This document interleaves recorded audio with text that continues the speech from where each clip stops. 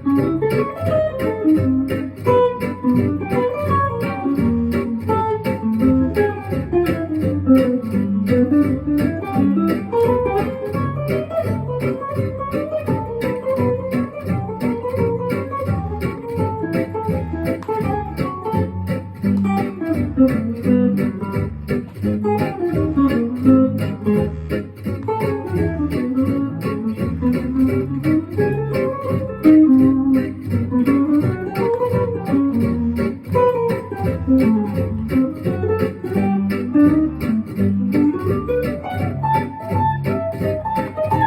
everybody, welcome to today's Gypsy Jazz Bootcamp lesson. It's Djangology, Etude number 2. Let's get started.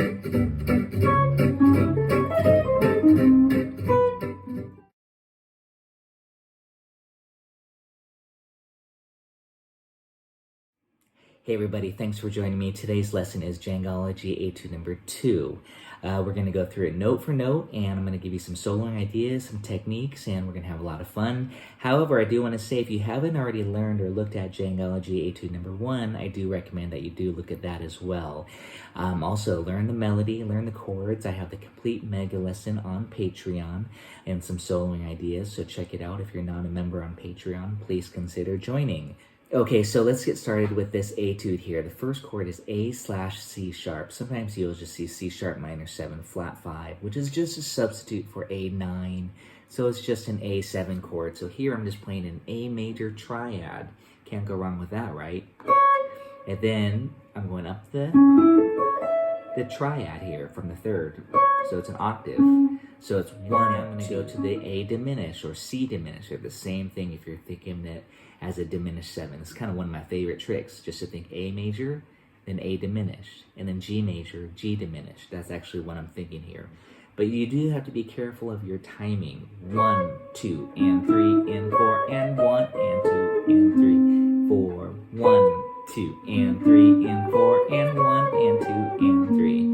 So I would really just practice those arpeggios. See 2, and 3, and 4, and 1, and 2, and 3, and 4, and 1. And notice I end right on that G chord on the root. So it really feels like it resolves. And notice all that chromaticism. That really makes it slippery. And then on the G major chord I went, so one of my favorite kind of melodic ideas is 1, 2, 3, 5. It's like we're playing a pentatonic scale. Or a major triad with the add 9. 1, 2, 3, 5. Then I was on G. Then on the A minor chord, I'm on C major and I do the same thing. 1, 2, 3, 5. Because I'm thinking this in the chords: G, A minor, B flat dim, and then G/B. Kind of a walk up into there. So actually it's all labeled there on the worksheet on the etude here. Well, the second A there. So that whole phrase was like this. Notice the chromaticism, and it lines up beautifully with these chords. 1, 2, 3, 4, 1, 2, 3, 4, 1. Okay, so it's kind of designed for that. Even if the rhythm player is not doing that same chordal walk up, I call it, it still sounds cool. Now, on the second A here, I'm doing this cool little melodic chromaticism here, kind of bluesy and somatic. Then 1 to the 3 with the chromatic, the flat 3 in there, chromatic, and then I diminish it, so it's A diminished.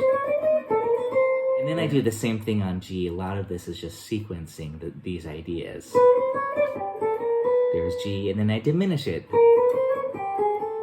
Okay, so it sounds like this on the A. Then diminish. Then on the G. Then diminish it. Nice little tricks there, okay? And then on the A minor, the 2 chord, a little kind of a beboppy. The A minor is this. Then 1. Do that again. 1, 2, 3, 4.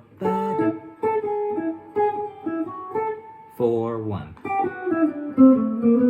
Let's review the last 4 bars here again. On the A minor 7 chord, we have this phrase. And you can slur that if you want to. Then on that D7, we have a D7 flat 9, meaning diminished arpeggio. And then right there on the G chord goes to octave. That was a diminished arpeggio there on the 2. And then major 7 arpeggio ascending. And then we're into Djangology Etude number 3, which you'll have to check out next time or on Patreon.